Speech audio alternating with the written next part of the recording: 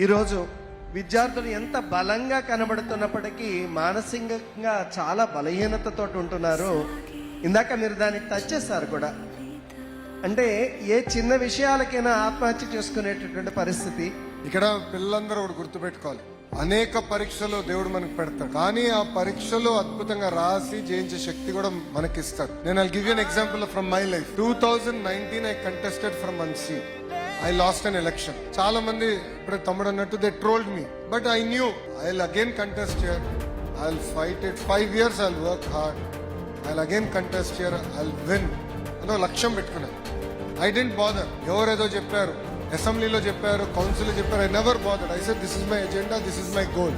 ఆ గోల్ సాధించడానికి నేను ఏమన్నా చేస్తాను అనుకున్నాను. And I achieved it. In 2024 election we won that seat with one of the highest ever majority in Andhra Pradesh history. నేను అనుకుని ఉండొచ్చు, నాకెందుకు ఈ కష్టం, నేను అధైర్యపడి ఉండొచ్చు. All of you here have to put up goal to life. You have to say I want to achieve that goal. This is my target. To achieve that target I will work hard. I'll give it that time. Only then we can achieve. Yes, there will be challenges.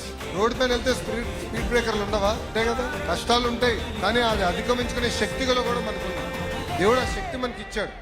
ఇది ఇక్కడ ఉన్న మనందరం గుర్తుపెట్టుకోవాలి.